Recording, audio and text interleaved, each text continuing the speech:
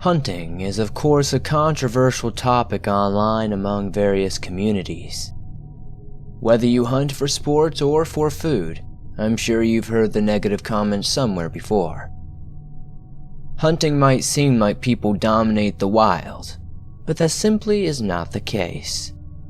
These subscribers sent in their allegedly true scary encounters while hunting. If you have a story you'd like to share on the channel, whether it be a hunting story or something else, be sure to send it in to swampdweller.net or the email that you can find in the description down below.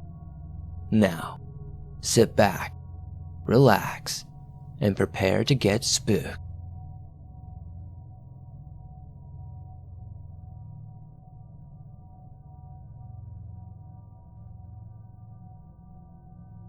I was 12 or 13 when my brother, my dad, and I went hunting in a state park in Tennessee. We got permission as there was an overabundance of coons in the area. It was a cloudy, rainy night, for which we'd been hunting for 3 to 4 hours at this point.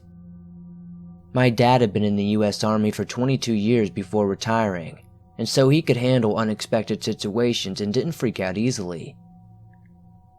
We released the dogs and waited for them to track the scent of the coons. They typically signal us by barking, and then, when they did, we would go follow. We listened to the dogs and followed the scent till we heard the abrupt stop.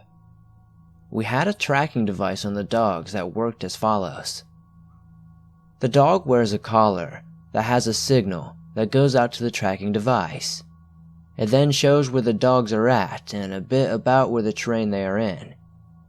We sat there, eyes attached to the device, waiting to see what made them start barking so quickly. Things suddenly fell silent. No nature of any kind was heard. 20 minutes later, our dad informed us we needed to go get them in case they chased off some coons into an armadillo or something. That may have muffled their barking. We needed to go about a half mile to reach our coordinates, but when we got about 60 yards away, we heard what sounded like a train blowing through the woods away from us. Examining the tracker, we noticed it stopped tracking. My dad loaded his 12-gauge semi-auto shotgun and told us to stick close to him. I carried a .22 rifle and was instructed by my dad to hang in the back, while he'd take the front, and my little brother, who was now quite scared, would stay in the middle. I loaded my weapon and stuck close to my dad. As we approached the first dog collar, we were disturbed to find that there was only a bloody corpse left behind. My dad and I gave one another a what the hell sort of look before he quickly pulled the collar off one of our dogs and quickly began backtracking towards the truck. It took about 20 minutes to get through all the ups and downs of hills and all the rough terrain in the swamp before we finally made it back to the truck. When we got to the main road, before stopping and checking the dog tracker, which was now only intermittently giving off a tracking signal until finally the batteries were too low to give off any sort of signal at all. After this incident, my father, brother, and I never went hunting at night again. We aren't sure what killed our dogs, but it was big and tore through the brush and trees very quickly. I'll always have the memory of that night in the back of my head.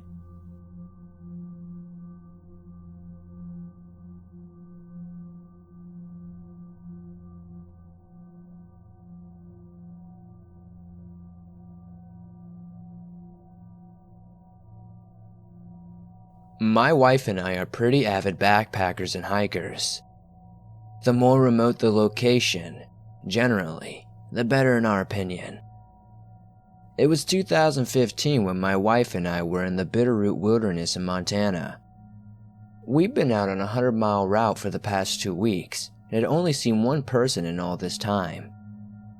This person's name was Tom. We met Tom on our second day in, but this was his last day out, and he'd informed us that he hadn't seen anyone in his time out there, so we figured we were likely going to be alone. Tom also informed us hunting season was about 2 weeks out, so at most, we might see some scouts. We were warned to be very careful about our scent, where we ate, and anything that would draw bears to us, as it was bear country out here, and we didn't want to get caught off guard by a hungry bear or other wild animals. Tom then left us with the fact that he'd seen some cubs on the makeshift trail, and even a cougar at one point, but he then reassured us that as long as we stuck together, we should be fine. We all camped together that night before getting up the next morning and thanking Tom for all his info before going our separate ways.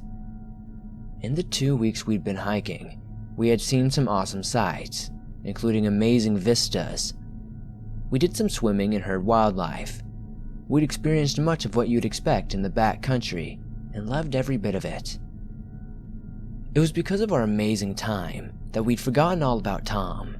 Having seen no one else since seeing him, we began to take our being alone for granted. We'd begun to let our guard down, expecting to see no one else the rest of our time out in the wilderness. It's towards the end of the trip, and we're heading back to the proper trail when we decide to set up camp for the night. We get our food bag hung up, make some dinner, sit around the fire for a bit, and eventually crash in our tents for the night. The next morning we're up and bright and early for breakfast and coffee. The coffee immediately goes through me and I begin searching for a place to take care of business. As I'm searching for a big place to dig a hole and do my business, I come upon something that looks like a bush.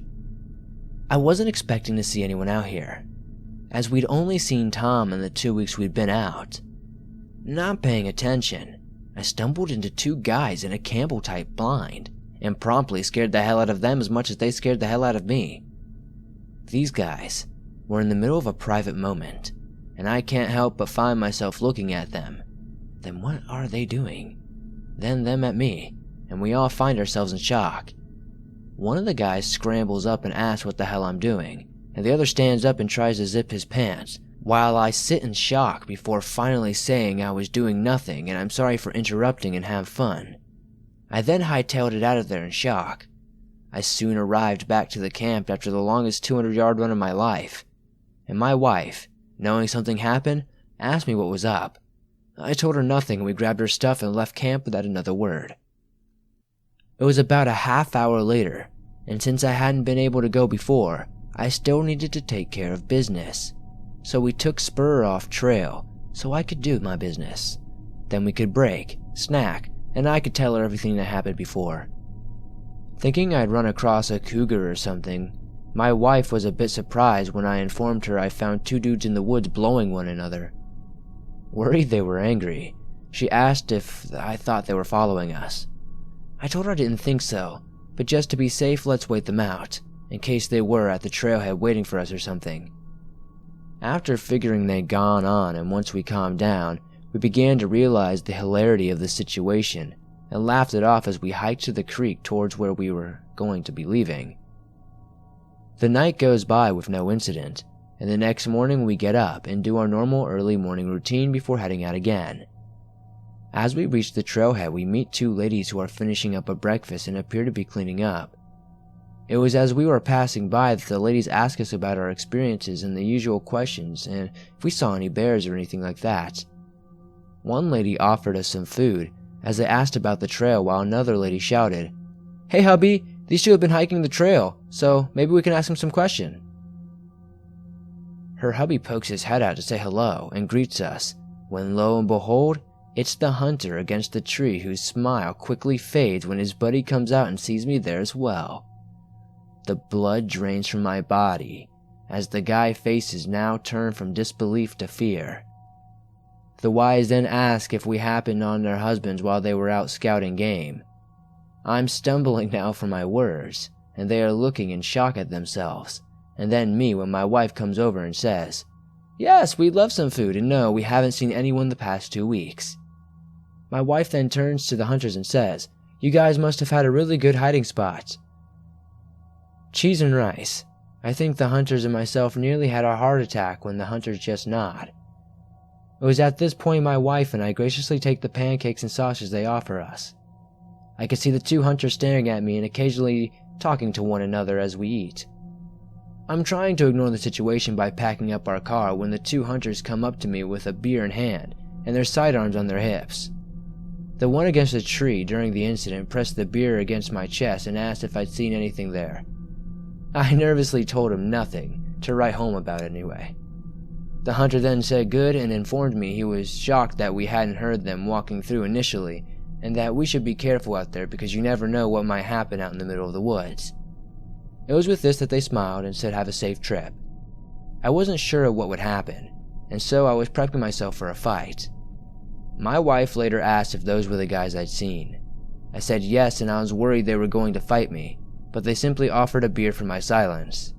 I never mentioned the threat, and never saw them again.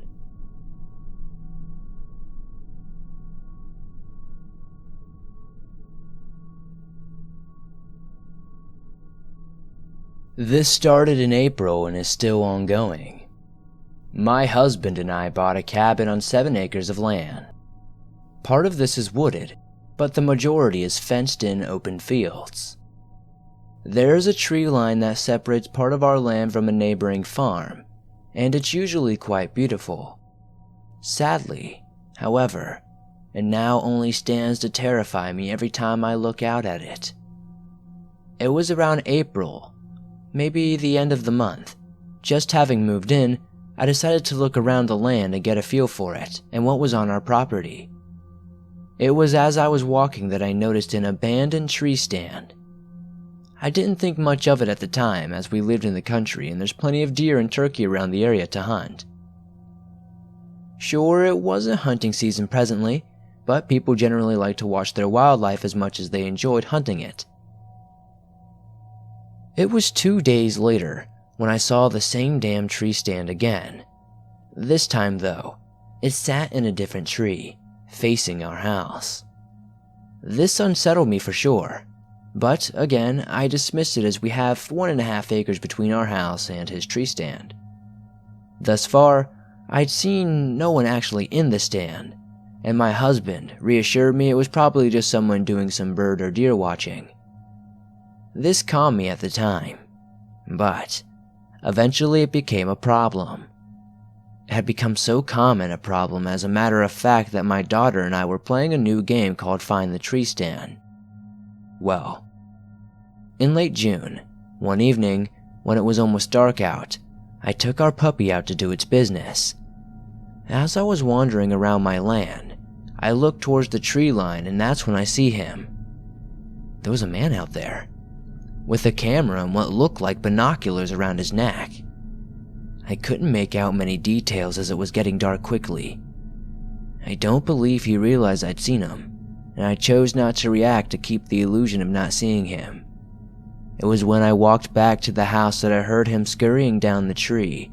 Having to make it down the tree, that would take time, so I turned and watched as he climbed down, and at one point, I saw him at the fence line staring at me.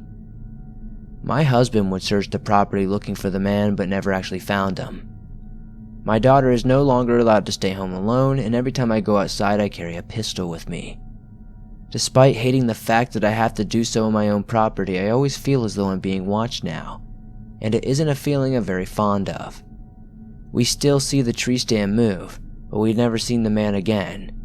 We know he's out there, and at times, I'm most unnerved when we can't see the tree stand.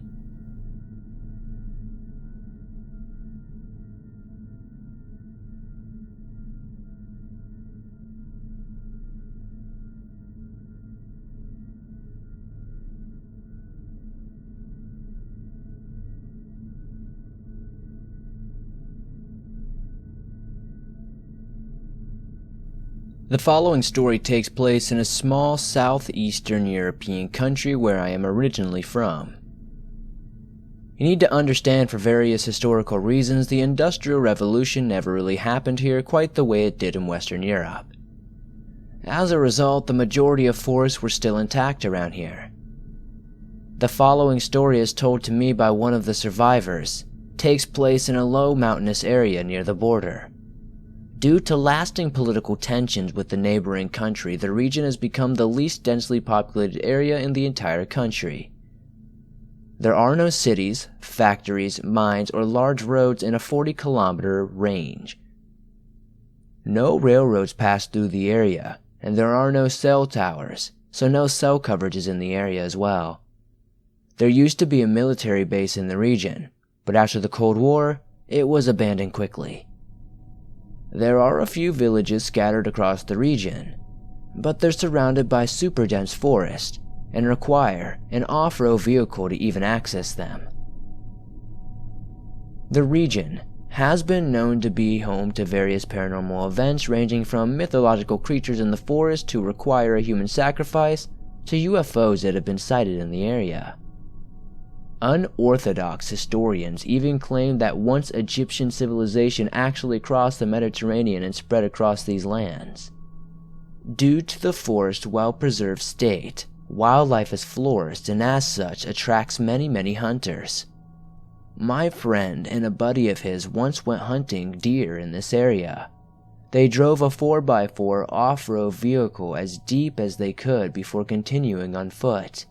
They soon found traces of deer and climbed a tree on top of the tracks, waiting to see their game.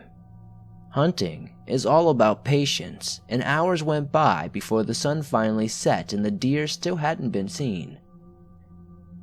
After another couple of hours, strange noises were heard close to their current position. The noise morphed into what sounded like music as shadows began approaching the hunters. As the shadows drew closer and the music grew more distinct, the hunters could make out features that were reminiscent of dwarves from local folklore. These creatures noticed the hunters and soon came under their tree, playing music as they did. While resembling what looked like dwarves, they didn't quite have human-like features and were inhumanly agile as they danced down below. The language they spoke and the music they played resembled nothing the hunters have ever heard before. One of the hunters were getting really scared and began to aim his rifle at the creatures. But my friend, thinking it would not be wise to do so, asked him not to shoot as they were outnumbered and had nowhere to run. The hunter came to his sense, but he kept his finger on the trigger, swearing to fire if the creatures started climbing the tree. The creatures just kept dancing and my friend swore it was as if they were daring them to do something stupid. He claimed he could clearly see blades in their hands as they danced around the tree. Less than an hour later, the creatures simply just left. Once the music was completely gone, the two hunters climbed down the tree and ran to their vehicle as quickly as possible. My friends claim he heard footsteps behind them, but they never looked back. Upon arriving at their 4x4 and taking off, they swore they could see thousands of small glowing eyes in the bushes. Upon arriving at the nearest village, the hunters knocked on the first door they found. An elderly woman opened up, and seeing they were distressed, she invited them inside. The men explained their story to her, at which she pointed and informed them that there were many stories of dwarves and nymphs wandering the forest at night. She then informed that no one dares to walk these woods as they are not welcome there. The hunters stayed the night with the lady, and upon waking in the morning, the woman instructed them to find a village priest and pray for forgiveness and protection. My friend, who isn't very religious, said that's what they did before leaving. He also swore the night before he saw the glowing eyes in the bushes as they tried to sleep in the elderly woman's home. The hunters never went back to those woods to hunt again.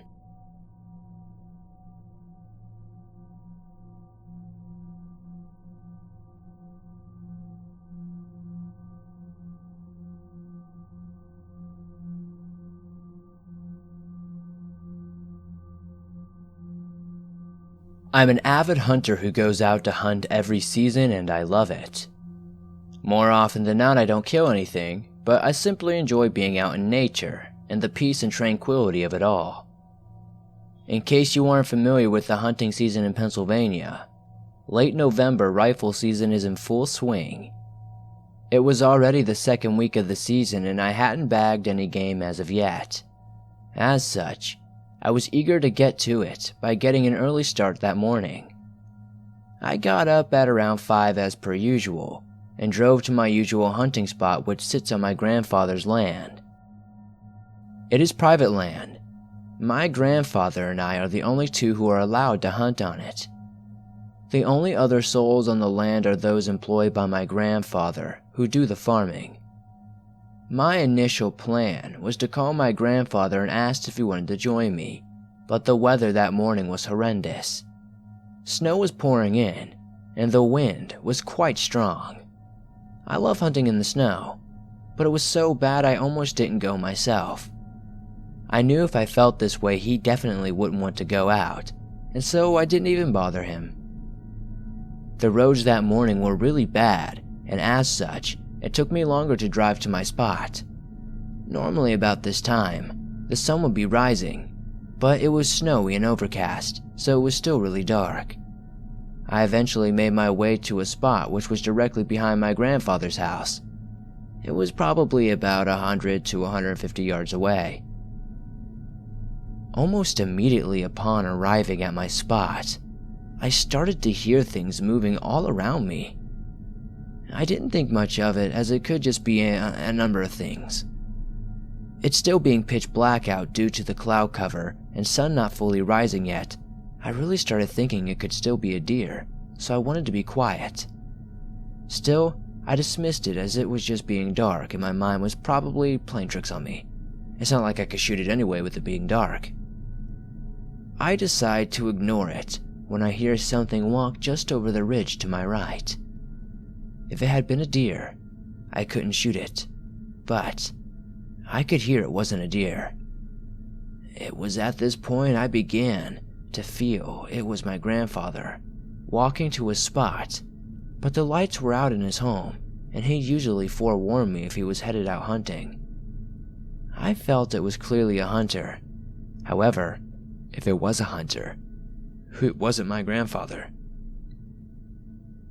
They were hunting illegally on our land, and I wasn't going to let that happen now, was I? Wanting to let them know I was there, I turned my flashlight on and pointed it towards the noise, flashing it several times as I did. Nothing much happened after this.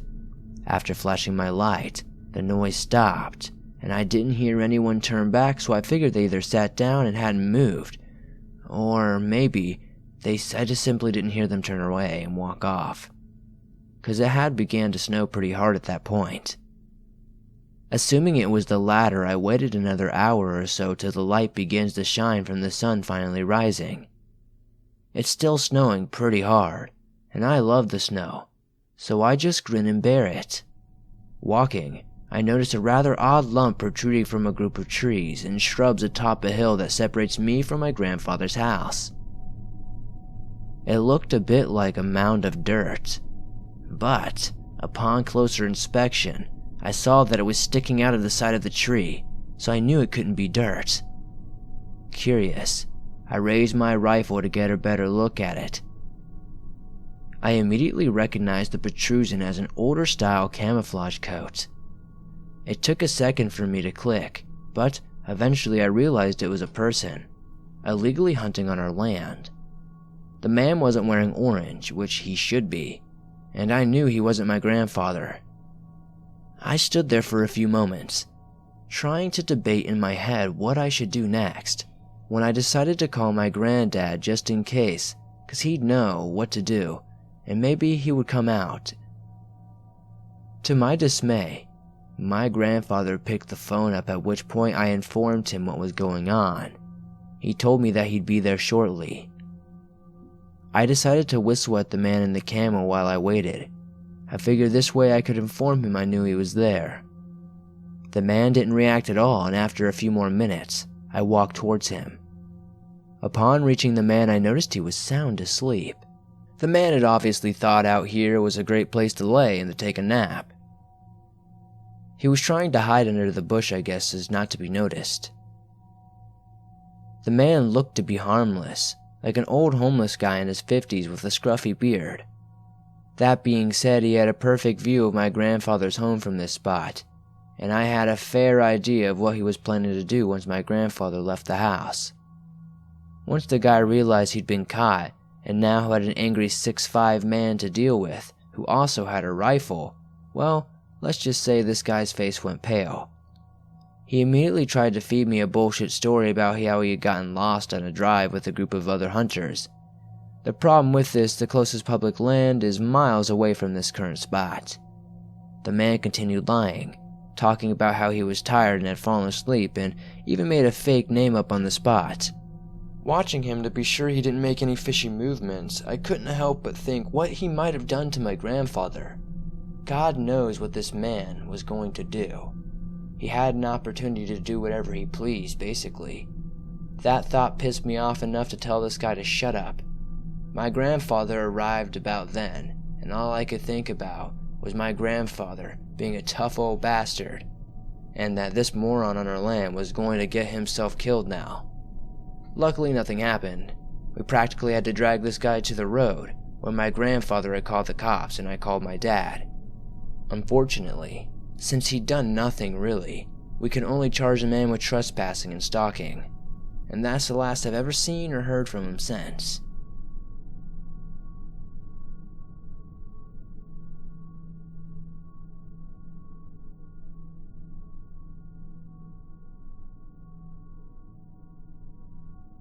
Thanks for watching this video. If you enjoyed these stories, be sure to hit that like button, as it helps me out a ton and it keeps these videos growing.